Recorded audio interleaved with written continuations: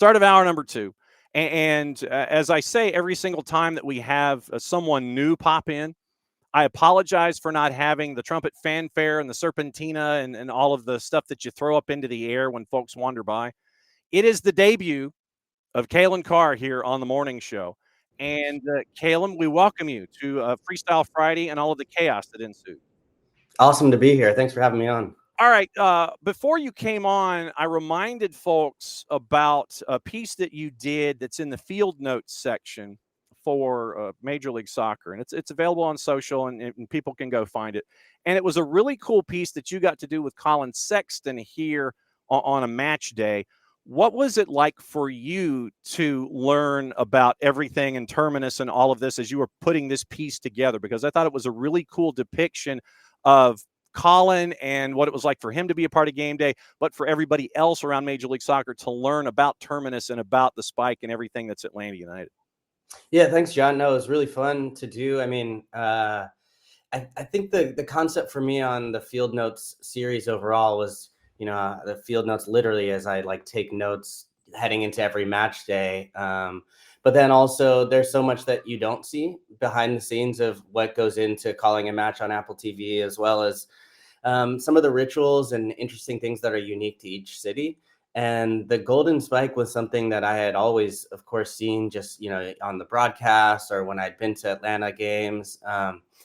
But I didn't think I really got a great sense of exactly what that was. So I spoke to some people at the club and was like, hey, who's coming the week that I'm calling this match? And Collin happened to be the one that was there. And I was like, oh man, I've seen him play in NBA and I know he's a local guy. And so this feels kind of perfect. And I was like, can I grab him for a couple minutes before the game? And, the funny part was, it was like, I did a pregame hit on Apple. Then I ran over to grab Collin real quick, talked to him for 10 minutes as he was getting ready to do the golden spike about it. And then the day afterwards, I found a really cool transportation museum out in Duluth, and went out there and just started researching more and more about the history of the city and the transportation hub. And that kind of went behind the golden spike. And then we kind of smashed it all together for a fun little piece. But yeah, that's one of the better parts for me of doing this whole project is calling the matches, being there, but then kind of learning a little bit more of the culture and history of the city as well.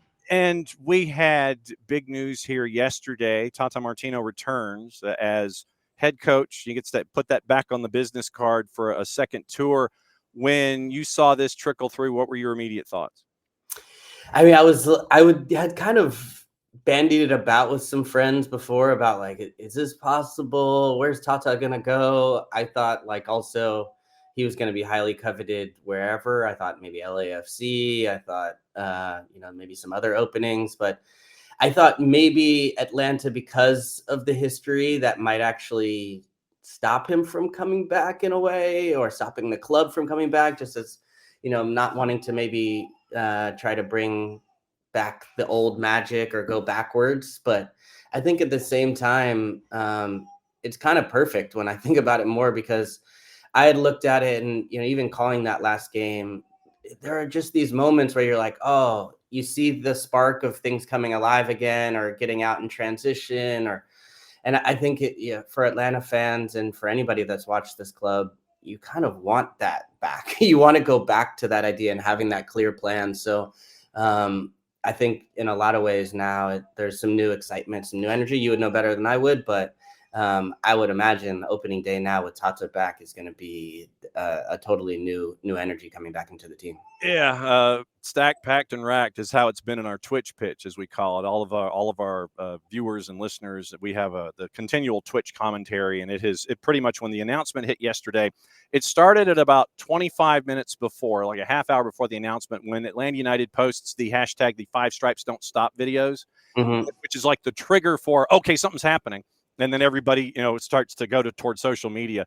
Then after 10 o'clock, and you look in the video and you see the silhouetted figure take the wrap, and it does the whole thing where you put it over the shoulders, and the sleeves come over, and it's tied right here. And everybody here in this footprint that is a 17 is like, oh, we know what that means, because only one dude has ever done the sweater over with the tie, and everybody's like, okay. And so it's getting closer and closer. And then a little after 10 o'clock, the announcement happens, and then basically the world exploded. And there is a great deal of anticipation here, but it has been said by Chris Henderson in interviews that this is not, getting the band back together. This is not for nostalgia's sake. Tata doesn't do nostalgia. This is something where he sees something that has promise. He's coming back to a place where he has been before, but this is not messing around, and this is not just kind of sitting there and taking a lap. No, this is serious business with him coming back, and it will be interesting. We talked about it in hour number one about the pieces that are being reviewed for contract renewals in the short term, 25s that have 26 options, and then those other players. And I think this next month, before you have to have your free agent list out, is going to be that first indicator of maybe a direction as to what you're hunting for here when it comes to those players 16 through 30, and then you go 1 to 16 and figure out your philosophy from there.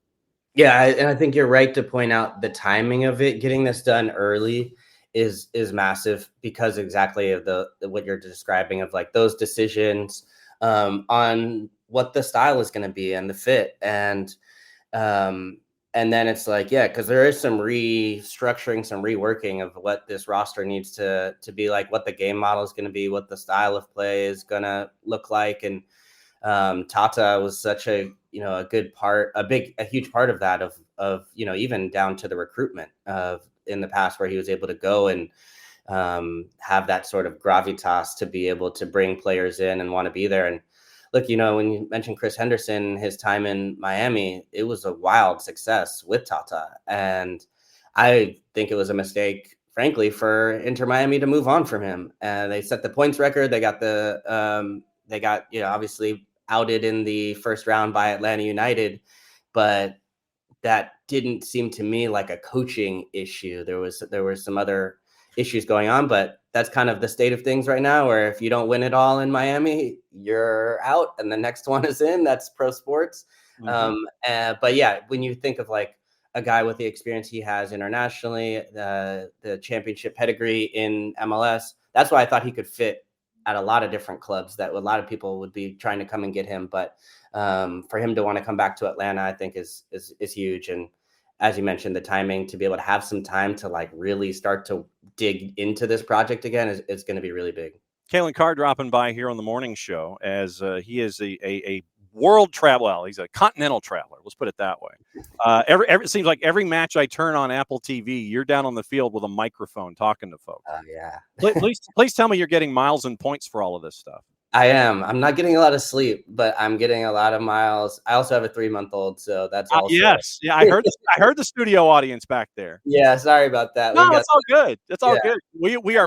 My wife's from Atlanta, so we got to get him some Atlanta United gear. We brought him down actually for the last game of the season. So okay. Yeah, but the traveling's been great. I've been to Vancouver, then the next morning to Minneapolis, then Chicago, then back to Seattle and back again. So it's been a fun ride. I think doing the sideline has been cool. You get a different perspective. Been down up close to the pitch, and I like the bird's eye view of being at the bends and seeing the whole field and diving into the tactics. But I think in some ways, like, being back on the field again reminds me of like how fast it is when you're a player and how quickly things move, and getting a closer look at like how Andres Cubas and Seb Berhalter from Vancouver, Thomas Mueller, how they orchestrate and dominate a midfield. Like those little things have been really cool for me in this playoff run so far. When you look at the 5 matches that start tonight in the 1-3-1 format of Friday, 3 on Saturday, where it is like it literally is Sabado Futbolero for MLS on Saturday, going at 6 but the triple header there, and then you got Sunday night soccer, because Sunday follows Saturday. John, when you look at these 5 matches, what sticks out in your head about these best ofs and win or go home? Well, I'm excited. I mean, mainly because it's a little awkward for me still with the format of like when Cincinnati got ran off the pitch, and then it's like, well, okay, let's get back up and do it again. And that to me is like that's not the playoffs I remember. That's not like the way you should be able to kind of like rebound like that. And I understand they had the red card to Kubo and all that, but I'm excited to get to these game threes, mainly because there is no room for error. You can't have an off day now, and that's what I think what we're all most excited about. And then from here on out, it's all the way through like that. And the Miami one. Now that talking about the Atlanta series last year, like that one excites me. I did the first game for Atlanta Nashville on Fox with Callum Williams, and it was pretty dominant from Atlanta United, or from from Inter Miami. But I think Nashville had something to say about it still. I think they still have a lot left. But I think you have to be aggressive. You can't play against Miami and sit back and be tepid. And I thought they were a little too defensive in the first match. So they have to really push that game, because I think the only way to beat Inter Miami is just full foot on the gas. I've been doing a bunch of the Seattle Minneapolis games. That's going to be cagey back in Minneapolis, but I think Seattle now has the edge again after really kind of like coming out at home and getting that confidence back. So, but I love the format now and getting to this third matches, because all weekend it's like you can't go to the fridge, you can't you can't raise your kid, you gotta like grab them. Everybody, we're right on top of this, and that's going to be the most exciting part for me. I do think we're going to see maybe one, maybe two upsets.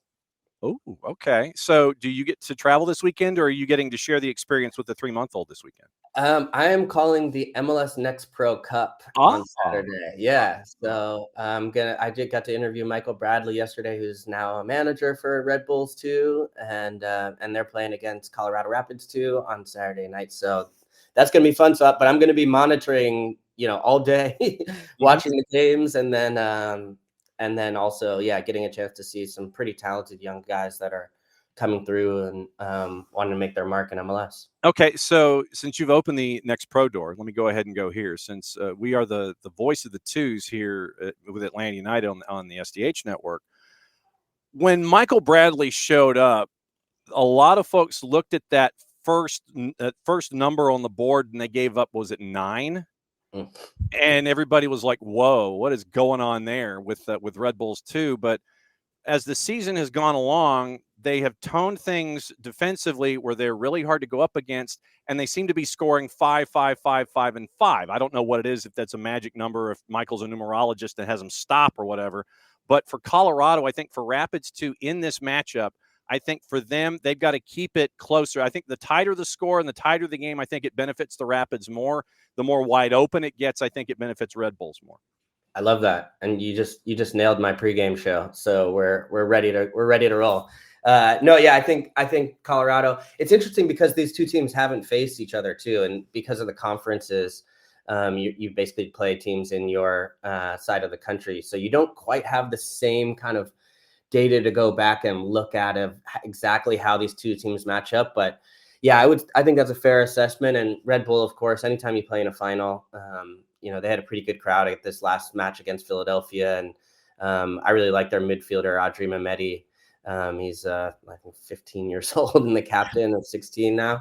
So just like a ton of young talent. And I think Red Bull can put some balls in the back of the net if they get going. But Colorado, they've been a strong team. They've gotten all the way through here, and they're really strong in transition, which sets up well for moments where Red Bull open themselves up and they can try to hit them quickly. All right. So you mentioned upsets. Now that we've spent our time in MLS Next Pro and whiplashing back to the 5 matchups, Will Pelagic, play-by-play voice of Charlotte, coming up here in just a second. You mentioned upsets. So if I'm talking Charlotte NYC, Minnesota Seattle, which is a 4-5. So if you called that one, that might not necessarily be an upset. Hell is Real Volume 3, Nashville and Messi and Friends, San Diego at home at the Murph Dragon against Portland. Where would your upsets be? The first one for me jumps out the most with New York City and Charlotte. I would give the edge to New York on this one, and I know Charlotte are the top 4 seeds, but I think and Kalina's been great, but I think Freeze is one of the best goalkeepers in MLS, and they have the ability, I think, to do enough in this one to get through with Alonso Martinez and. Who's kind of taking it to another level. The goal he scored in that first one, I'm like, okay, this guy's probably not going to be around long in MLS. Right. So yeah, I like that one as a pick. And you know, the other one I still can't let go of a little bit is Nashville, Miami, and I know that that's like you know, it could go the other direction and probably be like 5-2 for Miami, but I think if Nashville can jump out there and really try to push this, I don't think Miami are untouchable either. So, and Nashville have the specific qualities in transition that I think can really hurt Miami. So, you know, those are the two that I think stand out to me right now. I think I'm well, and I guess you give Seattle. I also mentioned Yeah. as a even though I feel like anytime Seattle's in the playoffs, 4 or 5 seed is not like a huge upset for them. But Yep. No doubt. When Calen calls games, does he have the microphone separate from the headset? Does he have the hooded mic? Yeah, it's a lip mic. Yeah, he has it set up a little different. Yeah. Okay, because it's just one of those things that I've always wondered about. I didn't know if he carried that radio aspect with him, where he had the lip Yeah. mic. Okay. He's used to. I think like in England, they tend to like they do it out. He was telling me they often do it outside, like in the gantry they call it. So it helps with that. And for me, actually, getting to work with him in the beginning, it was very easy because when he's not speaking, he can move it away from his mouth, and it's a nice easy cue to know that there's space for me to come in and versus the headset, which is, you know, you're kind of always on. So yeah, it's been fun working with him. I haven't adopted it yet. It looks cool to me, but I don't think it's like it's an advanced level. I need my hands to do other things, man. It's like I need them to do, so I can't, unless it's on like a mic stand in front of me where I know I can go and lean in. I gotta have both hands working. So yeah, I'm working on that. Braver soul than I. You now officially know where the key is under the mat. You know where the garage door opener is. So if you want to crash anytime, I know that on the Thursday before MLS Cup final, considering that the World Cup draw is that Friday, the Thursday before the final, I think that's December 4. We're going to be doing our show of chaos and trying to invite as many Apple TV friends as possible to talk about the season and senior superlatives. And they're going to open up their high school yearbooks, and we're going to talk about the season in general, talk MLS Cup. So that's your official invite. Crash whenever you feel. If you got anything you want to get off your chest, as always, my friend, great to see you. Don't be a stranger. No, appreciate it. Thanks for giving the little shout out to Field Notes too. All those are on YouTube or my Instagram, CA2. But appreciate you having me on, and yeah, would love to hop back in. Good deal. All right, Calen, be safe and go spend time with that 3-month-old. All right, sounds good. We'll do.